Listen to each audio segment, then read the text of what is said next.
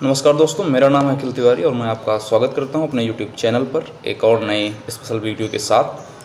आज हम बात करने वाले हैं वर्तमान में चल रहे सबसे ज़रूरी और गंभीर मुद्दे पर, जो कि है कश्मीरी पंडित। हाल ही में यानी कि 11 मार्च 2022 को इस विषय पर विवेक रंजन अग्निहोत्री जी द्वारा एक फिल्म भी बनाई गई, जो कि द कश्मीर फाइल्स के नाम से रिलीज़ हुई थी।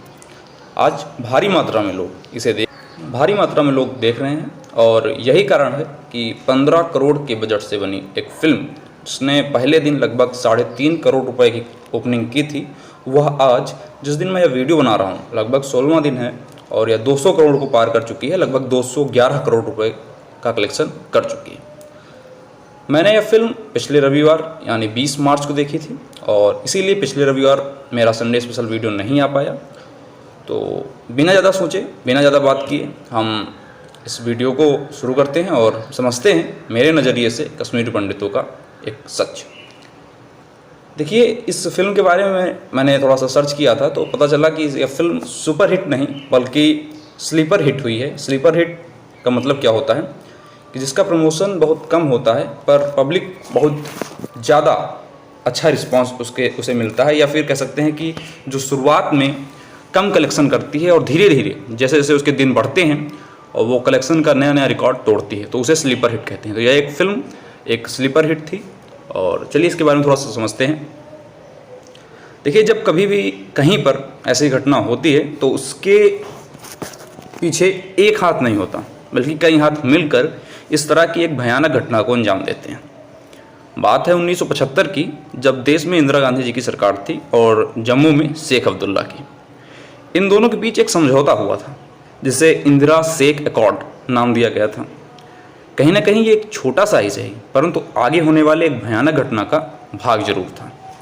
इसी कारण से उस समय शेख अब्दुल्ला पर आरोप लगे कि उन्होंने कम्युनलाइजेशन यानी कि सांप्रदायिकरण का रास्ता चुना है।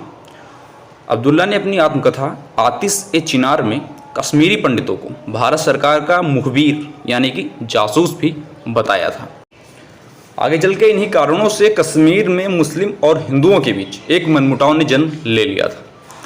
बाद में 1982 में शेख अब्दुल्ला की मृत्यु के बाद उनके बेटे फारूक अब्दुल्ला ने आगे की कमान संभाली। आगे 1983 में राज्य में चुनाव हुए और उन्हें बहुमत से जीत भी मिली। पर 1984 में केंद्र सरकार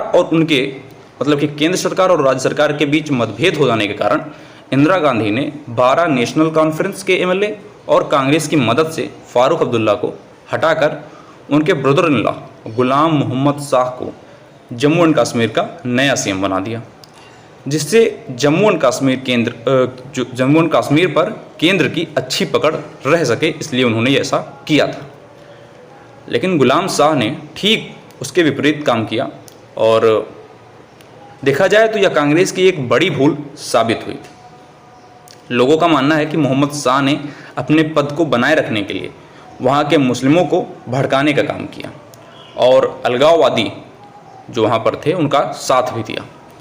फरवरी 1986 में उनके ऊपर यह भी आरोप लगाया गया कि वो मुस्लिमों को यह कहकर भड़का रहे हैं कि उन्हें उन्हीं की स्थानों पर, उन्हीं की जगहों पर मस्जिदें बनवाने का अधिकार छीना जा रहा है। कहा जाता है कि उनके ऊपर एक यह भी आरोप लगाया गया था कि कश्मीर में एक पुराने भव्य मंदिर को तोड़कर उन्होंने उसे मस्जिद बनवाने की बात की थी, जिस पर कश्मीरी पंडितों ने वहां पर धरना प्रदर्शन भी किए थे। तो यही कुछ कारण थे जो इस बड़ी भयानक घटना को मुख्य रूप देने के लिए उभरे थे। इसी समय उधर केंद्र ने शाहबानो केस में फैसला सुनाकर मुस्लिमों को अपने पक्ष में तो कर लिया था परंतु हिंदुओं को अपने पक्ष में नहीं कर पाई थी।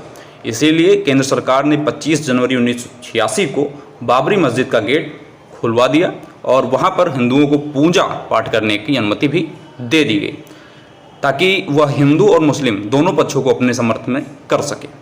इससे हिंदू पक्ष तो खुश हुआ परंतु मुस्लिमों को यह पसंद बिल्कुल नहीं आया और यही कारण था, यही एक परिणाम था जिसका परिणाम 1986 में निकला और कश्मीर में दंगे शुरू हुए।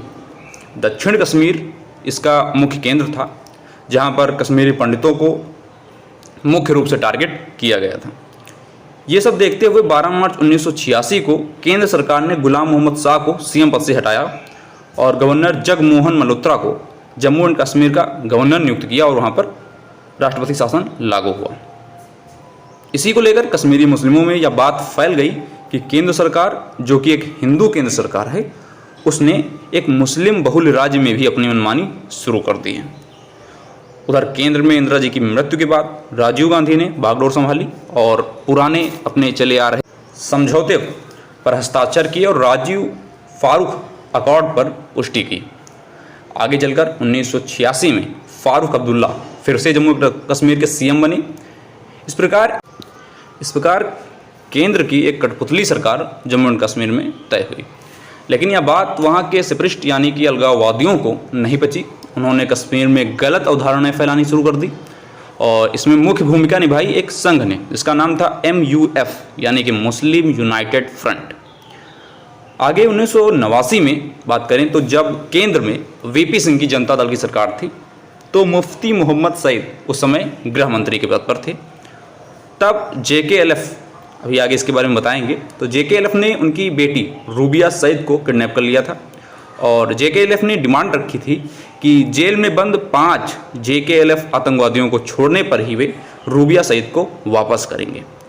सरकार ने उनकी इस डिमांड को मान लिया और शायद यही उनकी सबसे बड़ी भूल भी थी, क्योंकि इसका यह प्रभाव पड़ा कि उन्हें लगा कि JKLF के सामने सरकार झुक चुकी है और इससे JKLF का एक आत्मविश्वास, एक कॉन्फिडेंस और ज़्यादा बढ़ गया। जो 5 आतंकवादी थे उनमें से प्रमुख जो थे वो थे शेख अब्दुल हमीद, मोहम्मद अल्ताफ़ और गुलाब नबी भट्ट। इस तरह के मिला के कुछ 5 आतंकवादी थे जो उस समय रिहा हुए थे। आगे बात करें तो कश्मीर में होने वाली भयानक घटना ने धीरे धीरे अपना रूप लेना तब शुरू किया जब ये पहली घटना थी कि जब 13 सितंबर 1989 को बीजेपी के एक नेता, पंडित नेता टीकाराम टपलू को गोली मार दी जाती है। ये पहली घटना थी और इसी ने एक भयानक घटना का रूप लेना शुरू कर दिया था। इसके आगे यह घटना रुकी नहीं और आगे 4 नवंबर 1989 को जम्मू एंड कश्मीर के हाई कोर्ट के जज नीलकंठ गंजू, जिन्होंने आतंकवादी मकबूल भट्ट को फांसी की सज़ा दी थी, उन्हें भी गोली मारकर हत्या कर दी गई। इसी के साथ कई पंडितों की हिट लिस्ट भी जारी की गई। आगे अगर हम बात करें तो 19 जनवरी 1990 यह वही रात थी जब पूरे कश्मीर में पूरी तरह से इस भयानक घटना ने अपना रूप ले लिया था। अब्दुल्ला ने अपना त्यागपत्र दे दिया था। मस्जिदों में माइकों से पंडितों को यहाँ से चले जाने का ऐलान किया जा रहा था। हिंदुओं के खिलाफ नारे लग रहे थे और इतना पंडितों के खिलाफ वहाँ के अलगाववादी आतंकवादियों ने मास्क पहनकर हाथों में AK-47 लेकर सड़कों पर मार्च निकालना शुरू किया और कई नारे लगाए, जैसे रालिफ जालिफ गालिफ, यानी कि या तो अपना धर्म परिवर्तन करो या फिर यहाँ पर मारे जाओ या यहाँ से चले जाओ। इसी के साथ एक और उनका नारा था 80 गज की पाकिस्तान, बटर रोज़ बटने इरसान। यानी इस नारे का मतलब था कि कश्मीरी पंडितों तुम यहाँ से चले जाओ, लेकिन अपनी पत्नियों को, हिंदू पत्नियों को यहाँ पर छोड़ जाओ। इसी तरह की घटनाओं से परेशान होकर कुछ पंडितों ने 20 जनवरी को कश्मीर छोड़ने का निश्चय कर लिया था, क्योंकि भारी मात्रा में वहाँ पर कश्मीरी पंडित मारे जाने लगे थे। कहा जाता है कि लगभग 70,000 परिवारों ने उस समय कश्मीर को छोड़ा था। आगे अगर हम वहाँ के कुछ प्रमुख गुटों की बात करें तो उनमें से सबसे प्रमुख नाम आता है JKLF का। JKLF की बात करें तो JKLF यानी कि Jammu and Kashmir liberation front, इसका मकसद था कि हमें आज़ादी चाहिए, इसके लिए हम हथियार उठाएंगे, लेकिन ना ही हम पाकिस्तान का साथ देंगे और ना ही हिंदुस्तान का साथ देंगे। दूसरा आता है हिजबुल मुजाहिदीन। इसका मानना था कि हमें हिंदुस्तान से अलग होकर पाकिस्तान में मिलना है, यानी कि इससे साफ पता चलता है कि यह पाक का ही एक संघ था जो यहाँ पर एक गुट बनाकर रह रहा था।